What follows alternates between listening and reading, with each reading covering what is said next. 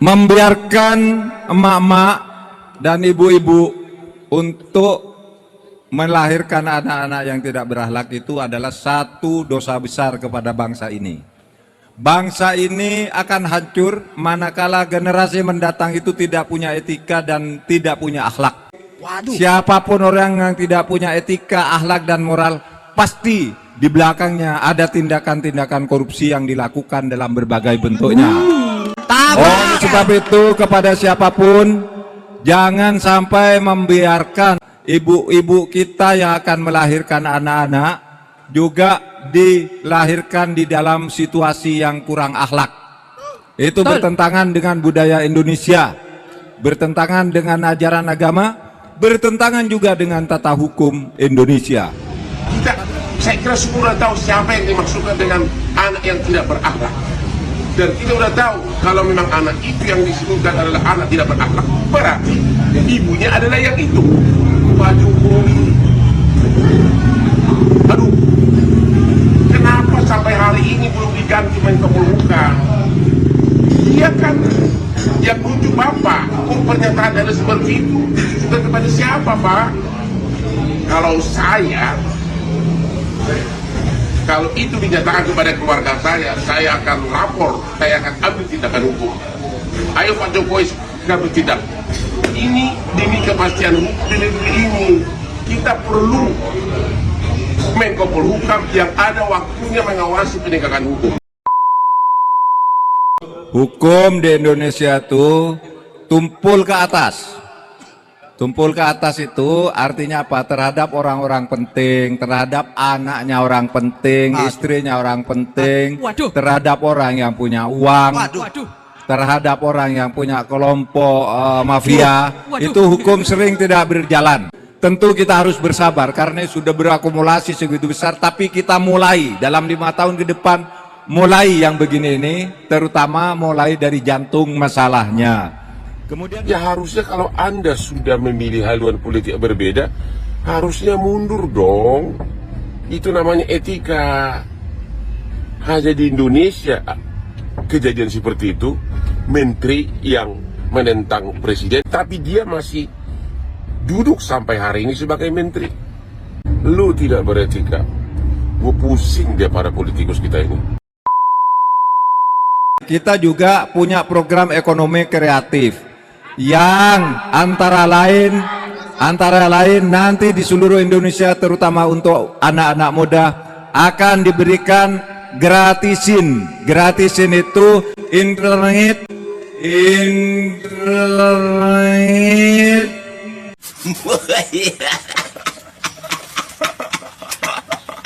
gratis di mana-mana. Internet tidak akan hanya gratis di bentuk kopi, tapi nanti di tengah-tengah hutan pun kita gratiskan.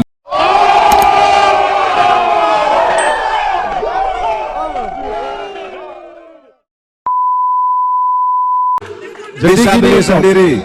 Semua yang diajukan, semua yang disampaikan Prof, dan semoga pertanyaan ini nggak receh-receh dan Nggak boleh, anak muda nggak boleh tanya yang recehan. Asli. Yang dalam.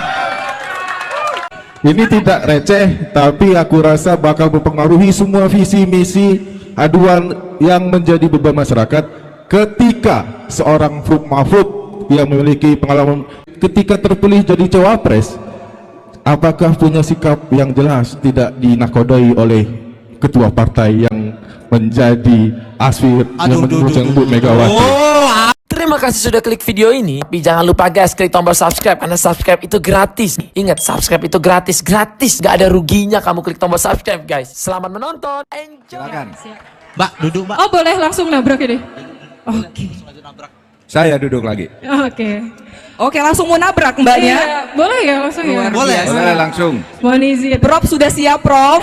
Jadi promosi jalan, nabrak jalan ya Prof. Izin Prof.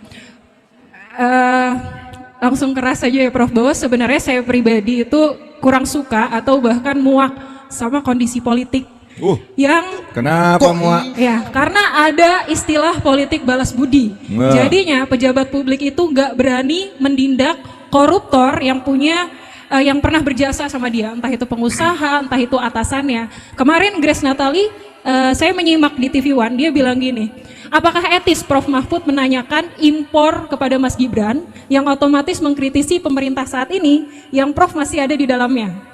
Tapi saya nggak setuju sama catatan itu. Menurut saya, atasan, bawahan, teman, sahabat, kalau salah ya salah. Kalau ingkar janji ya harus dikritisi. Betul. Dan saya mau betul ya. Dan saya juga mau menegaskan Prof ke Prof, saya mau menabrak langsung bahwa betul. Menteri yang menunjuk itu presiden, dalam hal ini Jokowi. Tapi yang gaji kan kita semua rakyat, betul nggak? Betul sekali. Iya. Betul, Bahkan presiden pun makan gaji, tunjangan, fasilitas semua punya rakyat. Jadi pengabdian tertinggi harus kepada kami, Prof. Prof ini kan punya julukan pendekar hukum. Pertanyaan saya, apakah ketika Prof nanti menjadi wakil presiden akan tetap menjadi pendekar? Berani tidak memenjarakan, memiskinkan, dan menghukum orang-orang yang korupsi, yang menyalahgunakan kekuasaan meskipun itu atasan ataupun mantan atasan, Prof? Tabrak. Ini baru namanya nabrak. Oke, terima kasih. Tabrak, Prof. Satu, kalau ingin memperbaiki itu harus berani juga ngeritik ke dalam. Termasuk seperti saya ngeritik impor berbagai jenis kebutuhan pangan kita. Ya itu kritik dong, karena dulu janjinya kan tidak akan pernah ngimpor. Kok sekarang makin banyak? Masa tidak kritik, tidak apa-apa? Tabrak, Prof. Kalau tidak mau mengkritik itu dan tidak mau dikritik, berarti itu orang tidak mau Indonesia ini maju. Oke? Betul. Itu biasa saja, apalagi itu untuk program politik yang sangat panjang, 5 tahunan. Tidak apa-apa, tidak boleh menyembunyikan sesuatu yang seharusnya diketahui oleh publik, yang harus kita kritisi, apapun itu. Karena saya bagian dari kabinet ya saya ngeritik. Kalau itu anak buah saya pecat, bukan saya kritik aja gitu. Saya beberapa kali itu. Biasa. Ayo siapa lagi mau saya akan tetap menjadi pendekar hukum, karena justru saya diangkat oleh koalisi untuk menjadi cawapres, itu tugasnya penegakan hukum. Dan reputasi saya selama 20 tahun lebih berjuang seketika mahasiswa, kemudian selama masa reformasi yang kalau dijumlah itu jumlahnya 44 tahun sampai sekarang. Di sini nih ada teman-teman saya nih, teman sekolah, ada Amron, ada Suwanti, ada siapa lagi itu teman saya. Gerakan saya di bidang hukum. Oleh sebab itu saya tidak akan mengorbankan reputasi saya yang panjang di bidang penegakan hukum hanya karena menjadi wapres 5 tahun. Makasih ya. Kamu namanya siapa tadi? Mega. Mega Diana. Terima kasih Mega Diana. Yang lain silakan nabrak. Bang Bemol, Bang Bemol katanya mau nabrak duluan, Bang Bemol. Sabar. Nah, saya nanti aja. Oke. Saya izin ya. Sabar, kita lihat dulu. Mama sini mungkin ya. Oke. Ya, silakan Mas. Maju ke depan, Mas. Maju ke depan Mas. Yang sebagian boleh duduk, teman-teman. Yang nggak mau bertanya ya. Yang nanti pas sesinya nanya boleh angkat tangan biar kelihatan semuanya. Oke? Sudah siap nabrak. Sebentar, tabrak yang keras ya. Bagi yang tabrakannya paling keras nanti akan dapat baju ini dari saya. Ayo tabrak yang keras, siapa aja tabrak, yuk. Silakan Bang, tabrak paling keras Bang. Baik, selamat malam Prof. Ya. Terima kasih buat kesempatan saya. Nama saya Tahan Banurea. Tahan? Banurea. Bahan Banorea, oke tahan. Saya ASN di Kementerian Perdagangan Prof. ASN. Mohon maaf, saya jauh-jauh mengusahakan untuk bisa ketemu Prof malam ini. Jadi saya itu Dari mana? Dari mana? dari Jakarta. Dari Jakarta. Dari Jakarta ke Lampung untuk nabrak Prof. Siap, tabrak Prof. Tabrak. Jadi begini Prof, saya mengalami saya menjadi korban rekayasa kriminalisasi Ya. yang dilakukan oleh oknum jaksa dok. Ya. Jadi saya itu dinyatakan koruptor. Ya. Saya dinyatakan koruptor, merugikan negara 1,7 triliun. Ya. Wow. Dan saya merugikan negara, katanya merugikan perekonomian negara 22 triliun, Prof. Jadi dalam persidangan semuanya menyatakan bahwa 148 saksi dihadirkan. Satu pun tidak ada menyatakan ada peran saya. Ya. Akhirnya saya diputus bebas di pengadilan Tipikor tanggal 27 Maret 2023. Saya ditahan, Prof, mulai dari penyidikan sampai selesainya persidangan. Saya ditahan selama hampir 10 bulan. Saya dinyatakan membuat draft surat, dan atas tindakan saya membuat draft surat, saya mendapatkan imbalan katanya 50 juta, Prof. Sementara surat tersebut tidak pernah saya buat.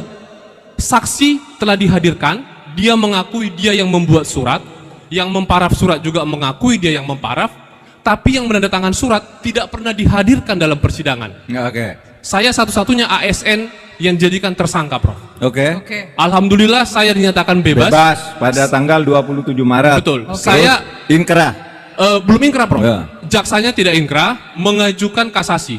Ya. Di kasasi saya dinyatakan bersalah. Dan Ya. saya dihukum maksimal sesuai dengan tuntutan jaksa 8 tahun tanpa ada pertimbangan apapun dari majelis hakim. Hanya Ya. mengkopi isi dari tuntutan dari jaksa. Demikian, Prof. Ya. Baik. Ya. Baik. Materi yang persis tentu saya tidak bisa saya komentari sekarang. Ya, materi yang persis tidak bisa, kan hak saya untuk mengatakan ini benar, Anda benar atau salah, jaksa atau Mahkamah Agung salah, itu memang harus membaca kasusnya, karena itu juga tergantung pada kepentingannya. Tetapi ingin saya katakan, kasus rekayasa yang seperti itu sebagai laporan banyak muncul. Ada yang bebas di pengadilan negeri, naik di pengadilan tinggi, bebas di Mahkamah Agung. Ada yang dihukum di pengadilan negeri, tiba-tiba bebas di Mahkamah Agung. Nah, ini semua sering menjadi bagian dari permainan, meskipun tidak semuanya. Oleh sebab itu kasus ini akan menjadi perhatian saya, ya, untuk nanti saya pelajari. Bagus, Mas tahan supaya bertahan dulu. Oke, terima kasih. Oke, makasih ya Mas tahan. Terima Itu apa? kasih. Berkas itu ya, berkas. Oke. Siap. Terima kasih. Terima kasih kembali Terima kasih, Mas Tahan. Yuk, makasih ya. Yuk, Lanjut nggak nih tabraknya, Prof? lanjut. Ada lagi yang mau nabrak? Ada lagi yang mau nabrak? Sekali lagi, turun dulu. Kita Turun sisi dulu. kanan dulu mungkin ya. Perempuan. Ya, Oke. boleh. Silakan tunjuk. Mungkin Mbak ini yang pakai kacamata. Silakan Mbak Oh, maju Mbak ke ini depan. ya? Agak Oh, yang silau ini saya, ya? mohon Nggak maaf. kelihatan. Iya. Silakan, Siapa? Mbak. Silakan Maju, Mbak. Silakan maju ke depan sini. Tabrak paling keras pokoknya, Mbak. Ella, Oke. Bella. Siap Mbak, mau nabrak? Dari mana Bella? Saya asal dari Lampung. Oke. Ya. Izin ya Prof. Assalamualaikum warahmatullahi wabarakatuh. Ya, Waalaikumsalam. Kalau kita tahu kan agenda tabrak Prof ini baru malam nih gitu kan. Tapi ternyata tadi kita baca Prof udah ditabrak duluan gitu, dan Ya. menurut aku ini ya lumayan gitu kan. Sekalian gimana respon Prof ditabrak karena debat cawapres yang tanggal 21, yaitu Prof dilaporkan oleh Awaslu karena dianggap menyerang karena dianggap menyerang Gibran Rakabuming Raka pada debat keempat gitu. Mohon direspon gimana ketika Prof ditabrak sebelum jam tabraknya kayak gini. Asik. Anda itu Mantap apa ini. nih? Organisasinya apa nih, Mbak? Awaslu. Oh, kamu dari Awaslu. Oh, bukan. Bukan. Mbak Bella dari mana? Aku mahasiswa. Ya. Oh, ya. Saya Anda peduli dilaporkan. Saya tidak tahu laporannya dan saya tidak ingin tahu. Sudah banyak yang melaporkan, tapi saya tidak ingin tahu, semuanya mental. Yang ini pun saya tidak ingin tahu apa yang dilaporkan. Dari urusan itu silakan lapor ke Bawaslu. Siap. Oke? Iya Prof. Prof satu lagi boleh nggak Prof? Ini sebenarnya aku udah lama banget penasaran gitu kan. Ini soal dinasti politik. Kalau nggak salah, tapi mohon maaf ya Prof kalau salah, di Ya. tahun 2015 itu aku masih SD atau SMP, jadi nggak terlalu mantau.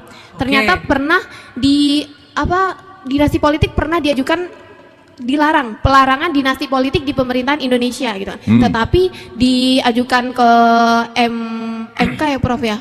Ya. Akhirnya dibatalkan pelarangan itu. Sedangkan dulu itu biar ketika kita nih, misalnya kita jadi kepala negara, anaknya, pamannya, keponakannya itu dilarang untuk mendaftar juga gitu, karena takutnya ada kepentingan tanda kutip gitu ya Prof. Gitu. Sedangkan terus dibatalkan tuh. Akhirnya tidak ada lagi pelarangan dinasti politik. Itu kan yang membuat akhirnya ada muncul kemungkinan dinasti politik tersebut. Selesai. Itu 2015 saya mantan ketua MK, tapi 2015 saya sudah pensiun dari ketua MK, sudah bertugas di tempat lain. Tetapi dinasti politik itu sebenarnya terjadi di semua negara. Ya, Mahatma Gandhi dulu keturunannya jadi Indira Gandhi, turun ke Rajiv Gandhi, di Amerika Kennedy ke Clan Kennedy, Bush ke Bush, di mana-mana boleh. Yang jadi masalah itu kalau untuk sebuah kebutuhan dinasti politik itu melakukan rekayasa dan penokangan terhadap hukum yang berlaku. Sehingga tidak boleh dilakukan lalu dilakukan menggunakan pendekatan-pendekatan yang kasar. Nah, itu yang tidak boleh dilakukan.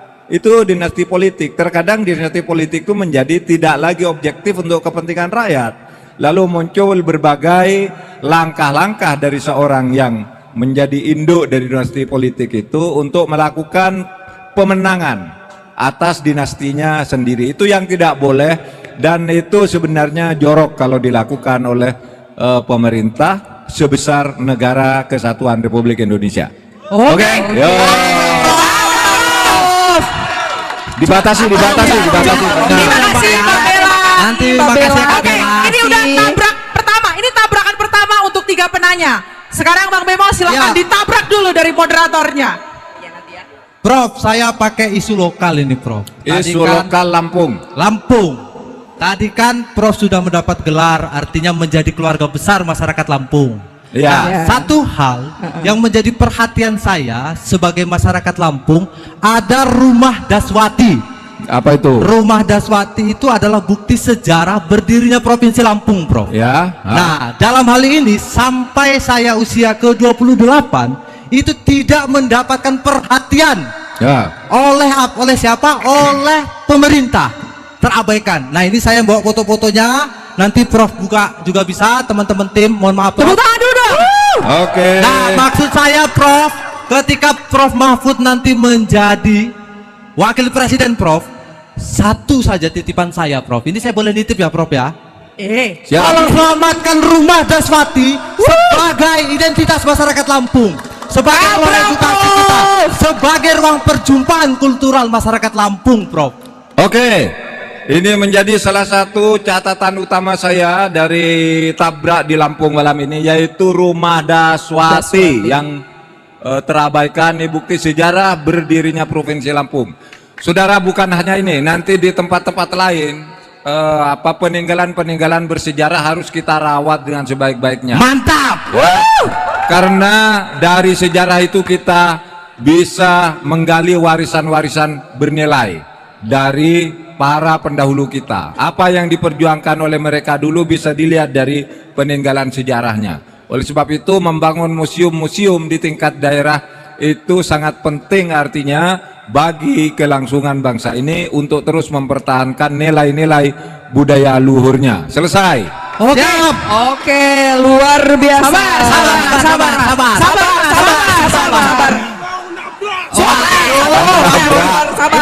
Oke. Ayo tabrak. Bener. Pakai ini. Pasti keras kan? Pasti keras enggak? Tabrakannya harus keras ini kalau udah ngotot. Supaya saya nggak grogi, saya duduk mas. Ya, saya mau duduk. Supaya saya nggak grogi, saya mau minta anak muda di Lampung untuk bilang tabrak bro. Oke, baik. Ayo. Terima kasih. Aman. Sabar. Jadi, Nafas. Oke. Saya dari tadi mau nanya Prof, dari tadi saya di belakang sudah nunjuk tangan sampai 1000 kali nggak pernah bisa. Yang jelas saya mau tanya hal yang ini menurut saya tidak independen. Nama dulu. Siapa? Perkenalkan, nama saya Yafril Mesa. Saya dari kampus belakang UIN Radinata Lampung, dan saya juga salah satu anak muda yang sering kena tindakan represif aparat. Kalau menurut Undang-Undang Nomor 28E ataupun peraturan-peraturan lain yang bicara tentang kebebasan berpendapat adalah salah satunya mengungkapkan pendapat di muka umum dan bicara tentang hak-hak yang ada untuk masyarakat Indonesia. Itu yang pertama. Salah satunya adalah di Lampung ini, Prof, atau Batin. Di Lampung ini adalah salah satu provinsi yang paling sering tindakan represif aparat dilakukan. Dan saya pernah hampir patah tangan gara-gara represif. Itu yang pertama. Dan yang kedua, bicara tentang kebebasan berpendapat, salah satunya adalah di Lampung juga satu provinsi yang kasus tentang tanahnya paling besar. Saya sebut Jati, Talangsari, kedua Raja Basa, dan yang paling baru adalah di kabupaten saya sendiri, Lampung Tengah. Masyarakatnya kepalanya diinjek oleh represif. Tabrak, Prof. Itu. Ada dua pertanyaan saya.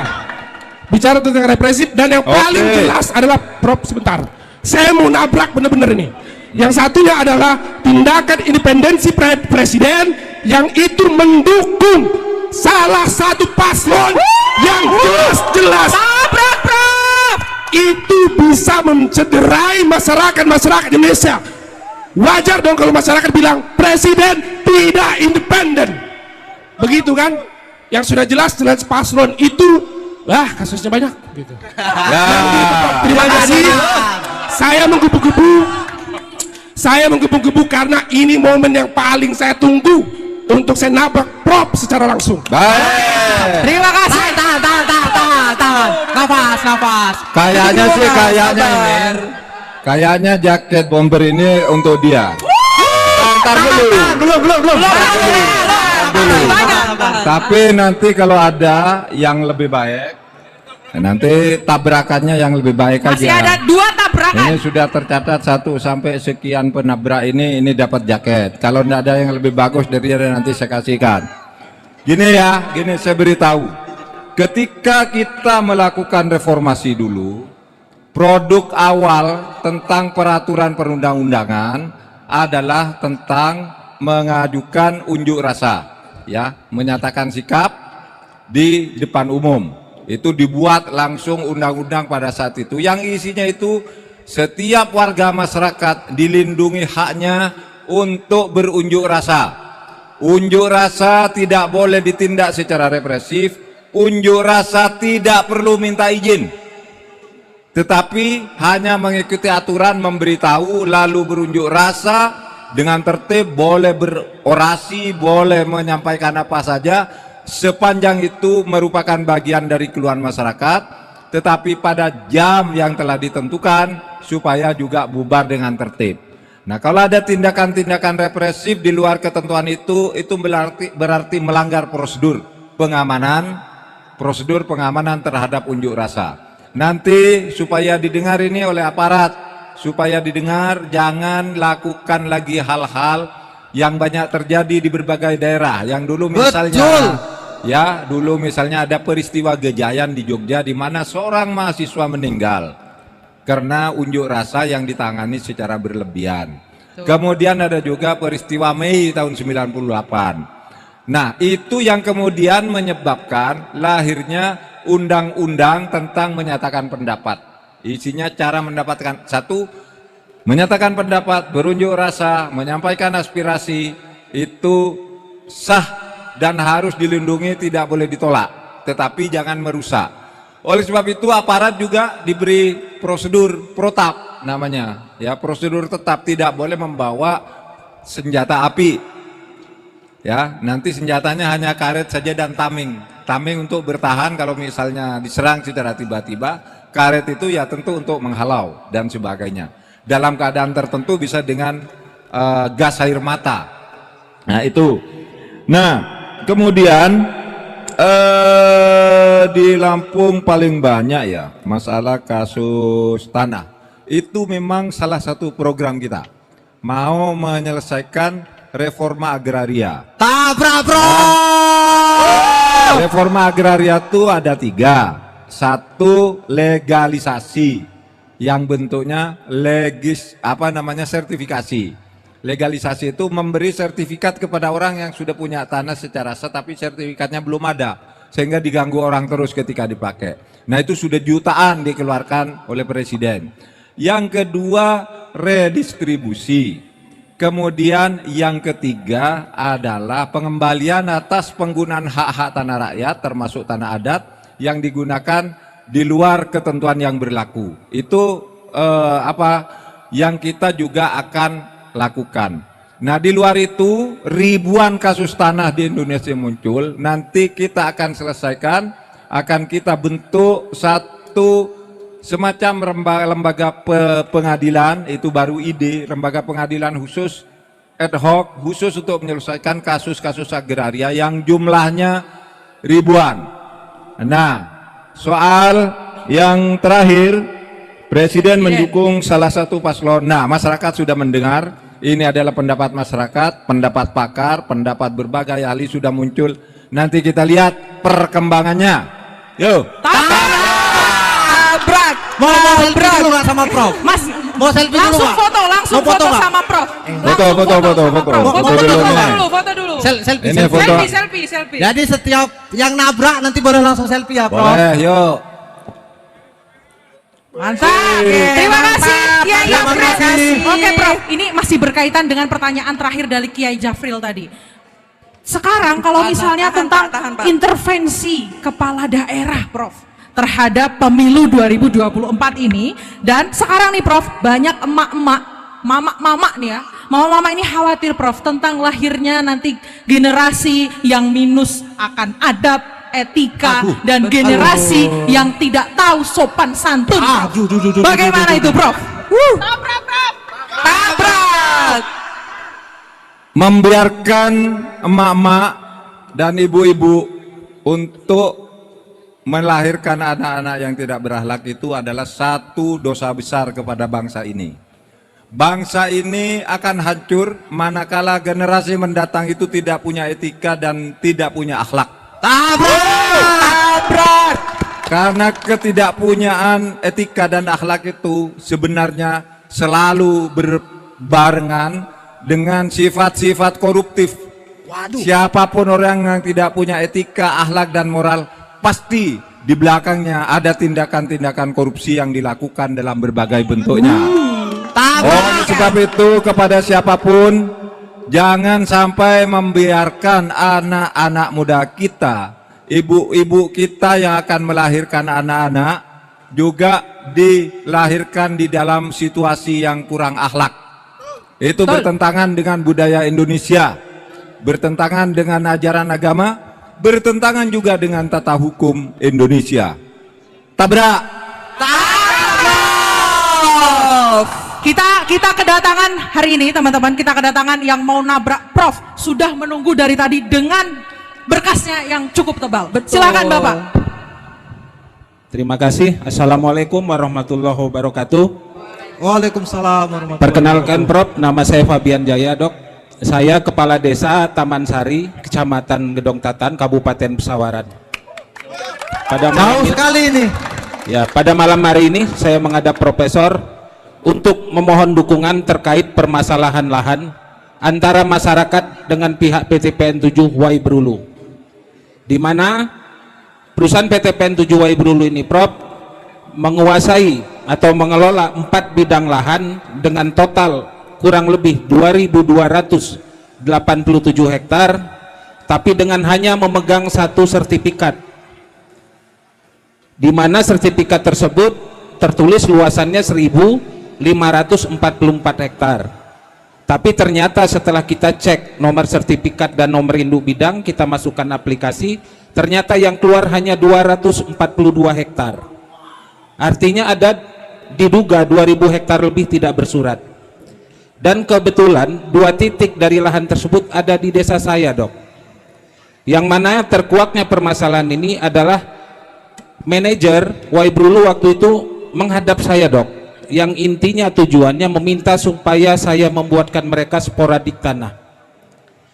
Awalnya saya duga itu sporadik tanah bahwa manajer tersebut beli. Ternyata untuk membuat sporadik tanah PT PN 7 Wai Brulu. dengan luasan kurang lebih 329 hektar. Terkait permintaan itu saya menolak, Dok. Walaupun dirayu dengan mereka bagaimana caranya, saya juga tetap menolak.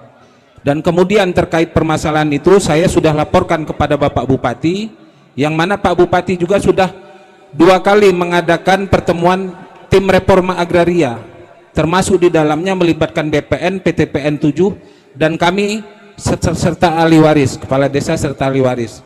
Dari 2 kali pertemuan tersebut, Dok, PTPN 7 mereka mengakui bahwa luasan yang mereka kuasai untuk satu sertifikat seluas 1.544 hektar itu untuk 3 bidang tanah yang terpisah. Dan untuk pengakuan tersebut tentunya masyarakat menolak karena satu sertifikat 1 bidang, Dok. Tidak bisa menguasai untuk 3 bidang. Prof. Ya. Jadi kemudian yang 1 bidangnya lagi, Dok, itu di Tanjung Kemala, Prof. Oh, sorry. Prof. Jadi 329 hektar itu memang PTP mengakui tidak bersurat, Dok. Itu, Prof. Pak. Kemudian Jadi dokter hukum, nggak apa-apa, Ya, ya. dokter hukum. Kemudian, Prof. Iya, kemudian, Prof. Penegak hukum. BPN juga sudah mengeluarkan surat dan sudah turun ke lapangan bersama, meninjau juga bersama PTP dan mengeluarkan surat pernyataan bahwa memang PTPN 7 tidak memegang selembar surat pun terhadap lahan tersebut.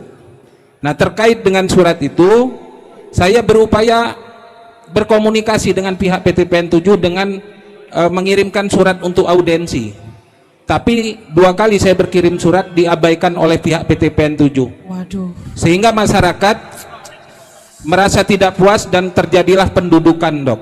Itu, Prof, terhadap lahan tersebut.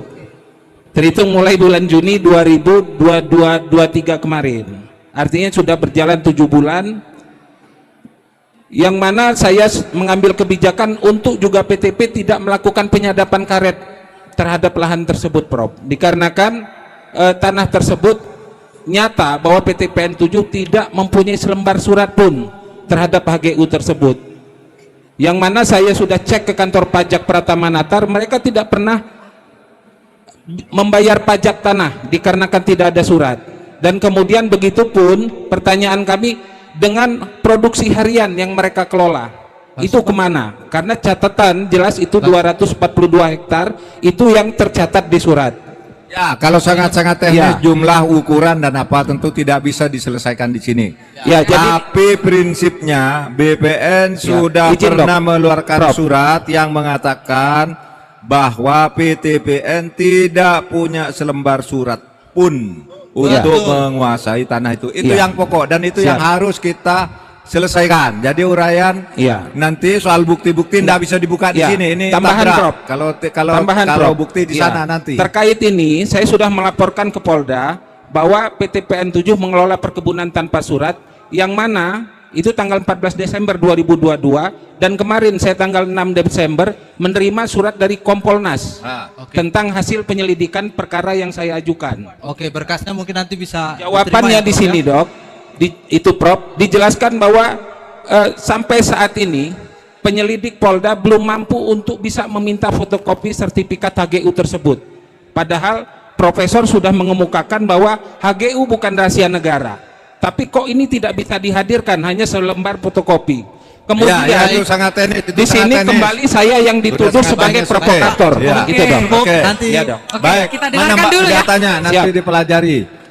Memang Pak, banyak sekali kasus di mana PTPN itu tidak punya hak untuk mengelola lahan untuk operasional PTPN. Banyak, mungkin termasuk kasus ini sudah ada surat dari BPN, sudah dari Polda, sudah dari Kompolnas dan sebagainya, lalu dipersulit dengan tidak bisanya PTPN menghadirkan surat-surat.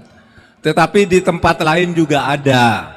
Di tempat lain juga ada tanah PTPN diserobot oleh rakyat, itu ada juga. Jadi kita harus adil melihat itu secara proporsional. Karena saya nangani ini banyak di PTPN lain ada kasus, di PTPN ini saya dengar kasus ini dan saya sudah turun berarti karena sudah ada surat Kompolnas tadi.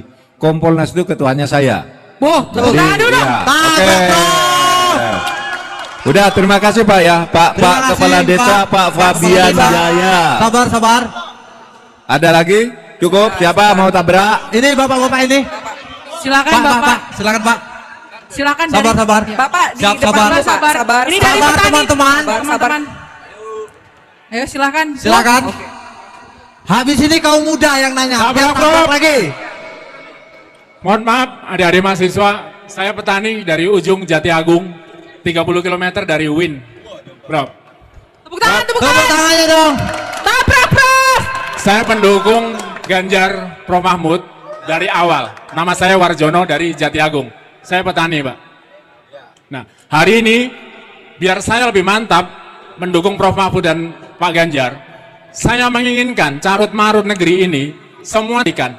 Korupsi itu tidak berakhir sampai tingkat desa, bahkan RT di dana desa. Saya mohon dengan Pak Mahfud, Pak Ganjar dan Pak Mahfud semoga jadi. Kami mendukung dengan tenaga pikiran.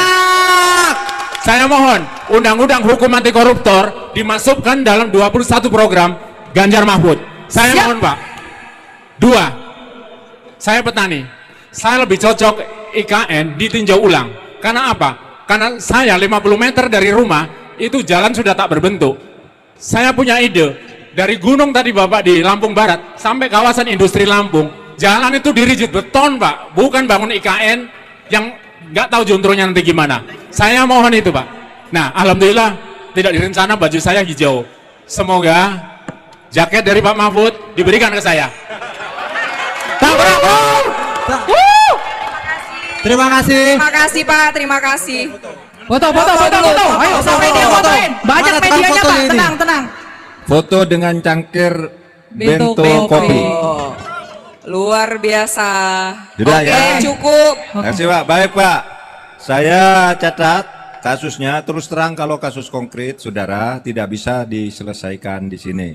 Kalau pendapat, ide, laporan dan sebagainya, informasi bisa kita jawab di sini prinsipnya. Tapi kalau kasus seperti ini harus melihat berkasnya, ya. Betul. Tidak apa-apa. Soal dana desa, ya dana desa justru Pak program kami dana desa itu dari 1 miliar sekarang akan dinaikkan kalau kami terpilih menjadi 5,3 miliar.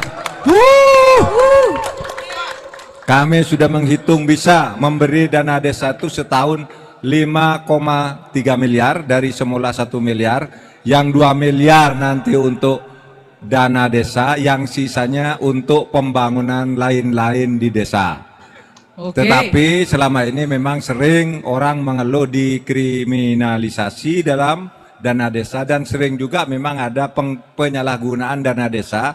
Sehingga banyak orang yang sekarang itu misalnya menjadi kepala desa menjadi takut, terutama menjelang pemilu, karena menjelang pemilu lalu dana desanya itu diungkit-ungkit, dipanggil dan sebagainya. Ini laporan yang masuk kepada saya. Oleh sebab itu ke depan desa kita bangun dengan dana yang cukup, tetapi juga pengawasan dan pelaksanaannya harus tertib demi rakyat. Tabrak. Oke.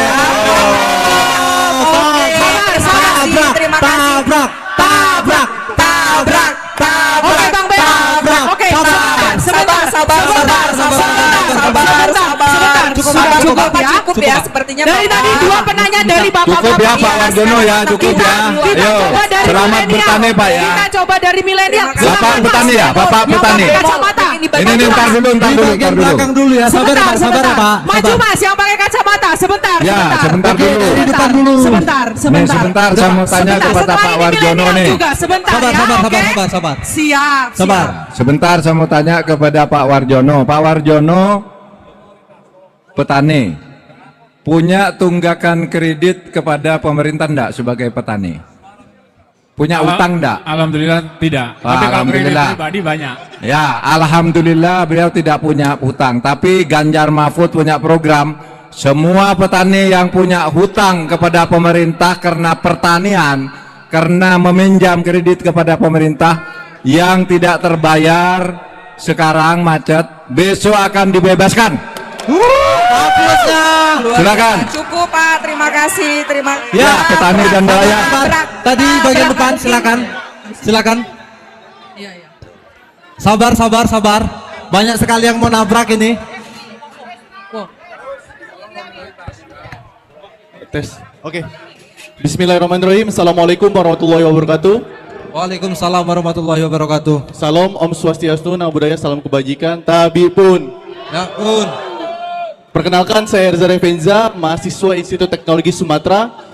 Izinkan saya bertanya, Prof, pada saat debat Cawapres, Prof pernah memberikan sebuah statement, Indonesia merupakan hukumnya hukum tumpul. Bagaimana langkah konkret apa, program apa yang Prof ingin lakukan untuk bagaimana Indonesia ini menjadi negara yang adil, keadilan sosial bagi rakyat Indonesia. Poin yang kedua ingin saya sampaikan, bicara tentang pemuda dan pemudi, masyarakat Indonesia sekarang, apalagi bicara tentang milenial, berikan wadah space atau tempat bagaimana kita bisa berinovasi, berkreativitas untuk memajukan negara Indonesia. Apalagi sekarang ini bicara tentang digitalisasi, pemuda dan pemudi ini memiliki sebuah kreativitas bangsa dan untuk memajukan Indonesia. Langkah apa Prof yang ingin Prof lakukan bagi kami sebagai pemuda dan pemudi apabila apalagi lapangan pekerjaan sekarang ini sangat susah? Bagaimana teman-teman kita sebagai pemuda dan pemudi ini memiliki statement untuk kemajuan bagi masyarakat Indonesia? Demikian dari saya, hidup mahasiswa, hidup rakyat Indonesia, tabrak Prof! Tabrak! Silakan, Sabar, Prof. yang lainnya sabar. Memang banyak yang mau nabrak Sabar, ini. sabar. Saudara. Makin panas. Saudara Mirza ya, Saudara Erza mengatakan hukum di Indonesia tumpul. Betul, hukum di Indonesia itu tumpul ke atas. Tumpul ke atas itu artinya apa? Terhadap orang-orang penting, terhadap anaknya orang penting, istrinya orang penting, terhadap orang yang punya uang, terhadap orang yang punya kelompok mafia, itu hukum sering tidak berjalan. Tabrak itu, Prof. Nah, oleh sebab itu ini menjadi perhatian kami. Kita akan mulai dari aparatnya. Karena kalau hukum tumpul ke atas itu biasanya aparat penegak hukum. Aparat penegak hukum itu ada di polisi, kejaksaan, dan pengadilan. Tabrak, nah, yang ke bawah, ya, yang tajam ke bawah itu rakyat kecil sering tidak mendapat perlindungan. Betul, betul. Tiba-tiba dia hidup di suatu tempat, tidak pernah jual tanah, tiba-tiba tanahnya dimiliki orang lain dengan sertifikat yang resmi. Betul itu, Prof. Nah, itu rakyat jadi tidak dilindungi. Kalau mengadu lalu diusir, katanya ini tanahnya bukan tanahmu, padahal dia warisan dari nenek moyangnya secara turun-menurun. Nah, ini jadi ke atas harus kita tegakkan secara struktural, tegas penegakan hukum, ke bawah akan dilakukan perlindungan hukum. Tentu kita harus bersabar karena sudah berakumulasi segitu besar, tapi kita mulai dalam 5 tahun ke depan, mulai yang begini ini, terutama mulai dari jantung masalahnya. Kemudian untuk anak muda, yang dijanjikan apa? Biasa sekarang tuh kalau berdasar hasil survei, yang paling diinginkan oleh generasi muda itu adalah lapangan kerja. Oleh sebab itu dalam 5 tahun ke depan, kita akan menyiapkan 17 juta lapangan kerja di Indonesia. Luar biasa, luar biasa. 17 juta lapangan kerja itu ada di dalam program. Nah, untuk mempercepat anak-anak muda melakukan langkah-langkah kreatif untuk kemajuan dirinya, kita juga punya program ekonomi kreatif yang antara lain nanti di seluruh Indonesia, terutama untuk anak-anak muda, akan diberikan gratisin itu internet gratis di mana-mana. Internet tidak akan hanya gratis di bentuk kopi, tapi nanti di tengah-tengah hutan pun kita gratiskan. Tabrak. Mau foto dulu dengan Prof. Selfie dulu. Oke. Selfie dulu, Prof. Sabar. Tenang warga, tenang. Kita mungkin Bang Bemol, Mbak, kita mungkin sebelah kanan dulu dari tadi. Sebentar, belum ada perwakilan. sebelah kiri saya dulu ya. Silakan. Habis ini saya request belakang saya ya. Iya. Biar tidak terlalu kiri-kiri. Sabar ya warga, sabar. Mbak MC, saya request belakang ya. Oke. Gantian ya. Betul. Ayo anak muda, siapa nih namanya? Roma, Pak. Siapa? Roma Irama. Assalamualaikum Silakan, Roma. warahmatullahi wabarakatuh. Waalaikumsalam. Salam, Om Swastiastu, Namo Buddhaya, salam kebajikan. Merdeka! Hidup mahasiswa! Hidup perempuan di Indonesia! Hidup rakyat Indonesia! Hidup rakyat Indonesia. Perkenalkan, nama saya Roma Prof. Saya Ketua DPD GMNI Kerteka Provinsi Lampung. Pertanyaan saya tidak terlalu banyak dan tidak sifat aduan, karena nabrak tidak harus teriak, nabrak tidak harus ngotot untuk mendapatkan jaket. Bagus. Jadi Bisa gini, beli Prof. sendiri. Semua yang diajukan, semua yang disampaikan Prof, dan semoga pertanyaan ini nggak receh-receh. Dan Nggak boleh, anak muda nggak boleh tanya yang recehan. Nggak Asli. boleh. Yang dalam. Rugi dong. Rugi dong.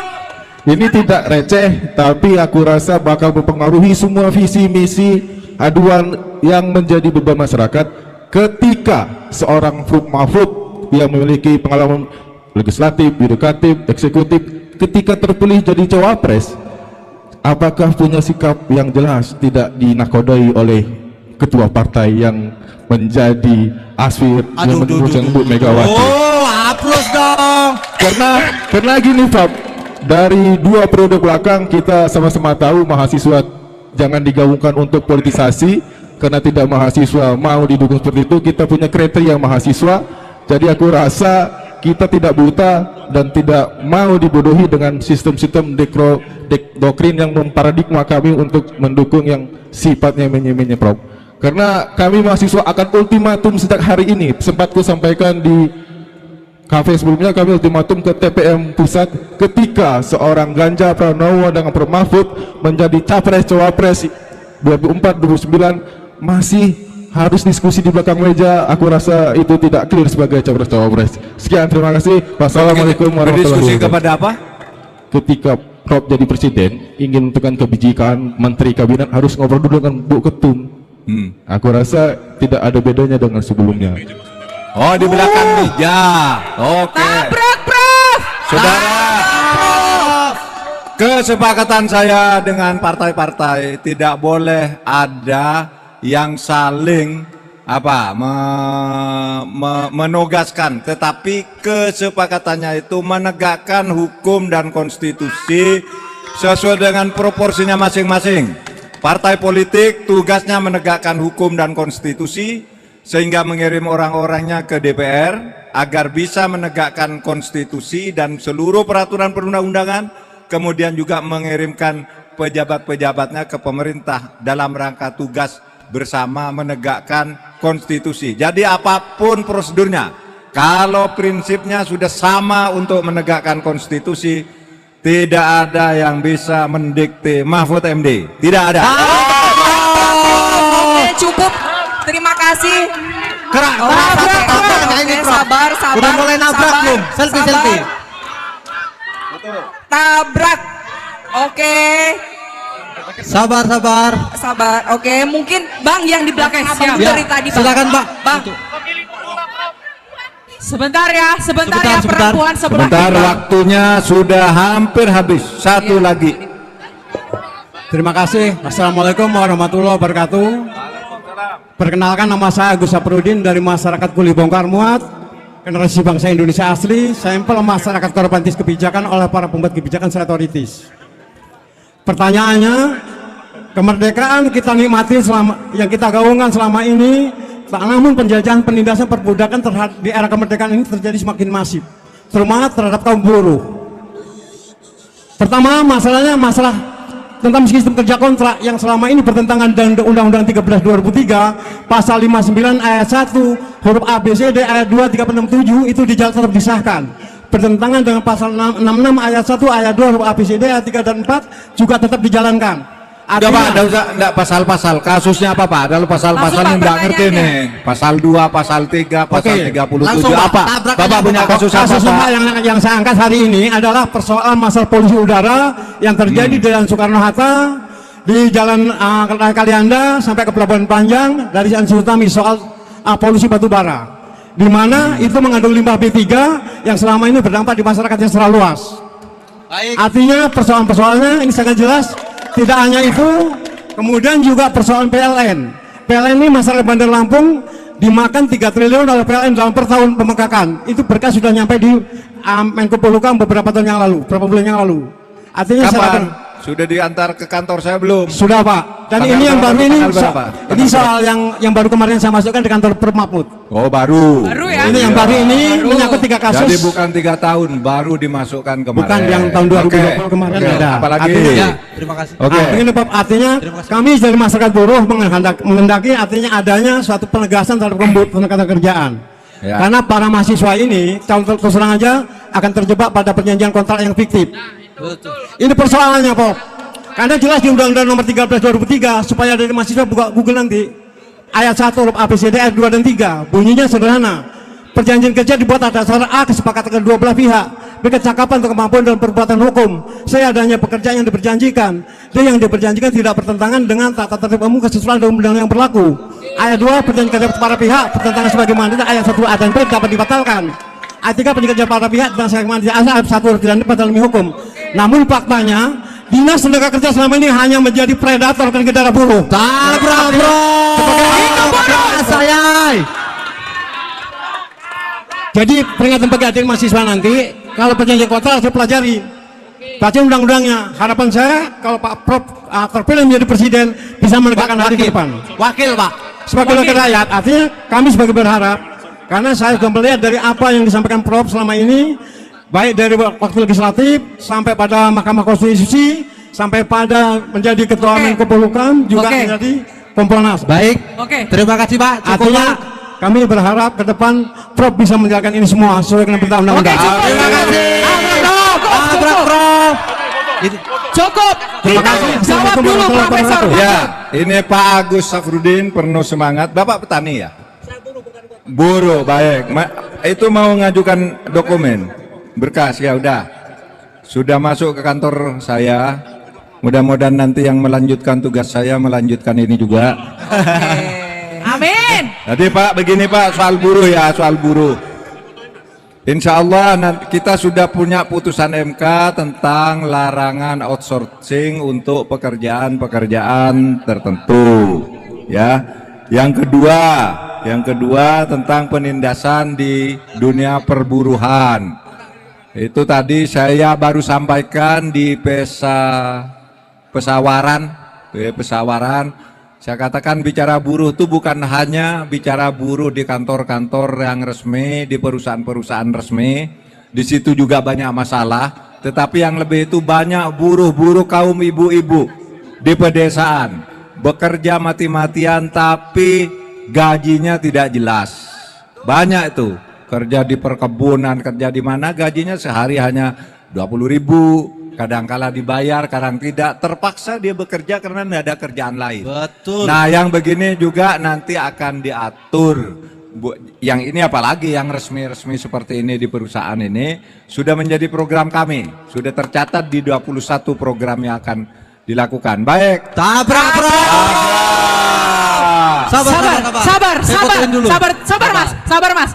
Sabar mas. Ini suara dari kaum minoritas Prof. Apakah kita terima tabrakannya pada malam hari ini Prof?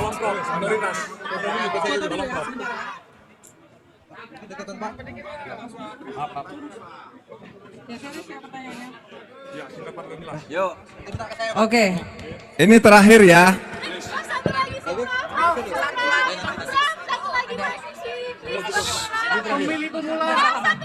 Terima kasih dari buruh.